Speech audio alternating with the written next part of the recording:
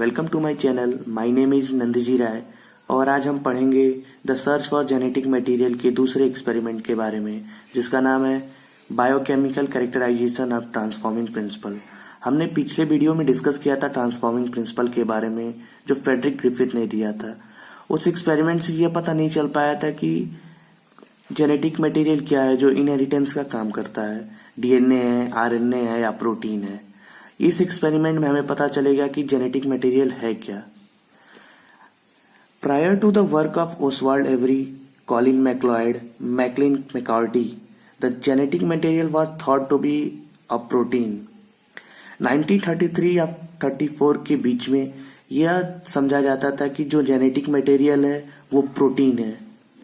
They work to determine the biochemical nature of transforming principle in Griffith experiment.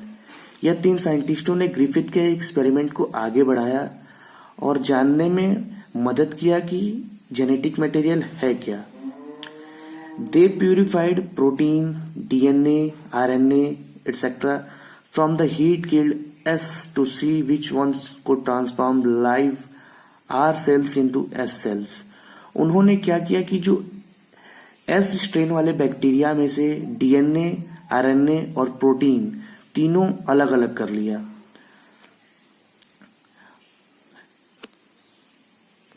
ऐसे strain bacteria के तीनों constituent particle को अलग किया, प्रोटीन, डीएनए और आरएनए को, और तीनों को अलग अलग टेस्ट ट्यूब में रखा।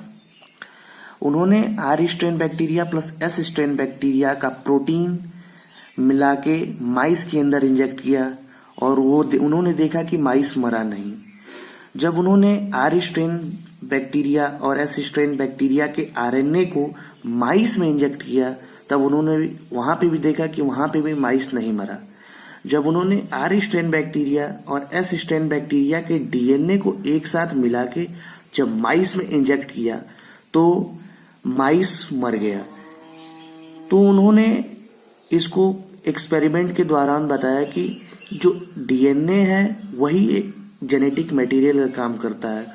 उसने आर स्ट्रेन बैक्टीरिया में एक वायरोलेंट प्रॉपर्टी को जनरेट कर दिया पॉलीसेकेराइड कोड बना के।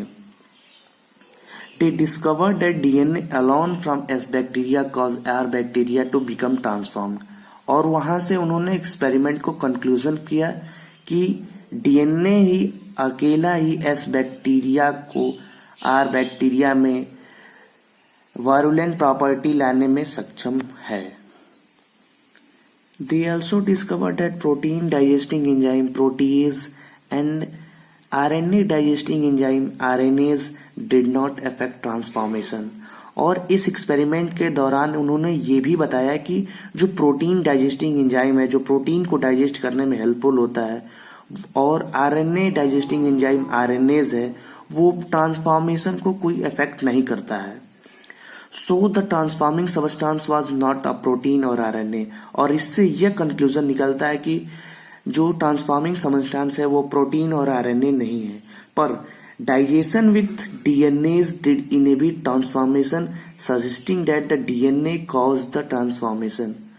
जो डीएनए होता है, जो डीएनए को डाइजेस्ट करने का जो एंजाइम होता है, वो इफेक्ट करता है ट्रांसफॉर्मेशन में। और कंक्लूजन निकला कि डीएनए ही एक तरह का जेनेटिक मटेरियल है। They concluded that the DNA is the hereditary material but not all biologists were convinced. Last में उनका कंक्लूजन यही था कि डीएनए ही की इनहेरिटेंस प्रॉपर्टी शो करता है और कोई चीज शो नहीं करता। पर उस समय के सारे साइंटिस्टों ने इस एक्सपेरिमेंट को मानने से मना कर दिया कि ये एक्सपेरिमेंट उतना सही नहीं है।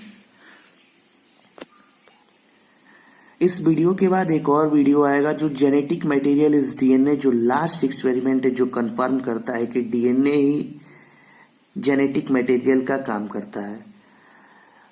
इस वीडियो में अगर ये वीडियो आपको पसंद आया तो चैनल को सब्सक्राइब करें, वीडियो को लाइक करें और शेयर करें और कमेंट करके बताएं कि आपको वीडियो कैसा लगा। Thank you for the watching.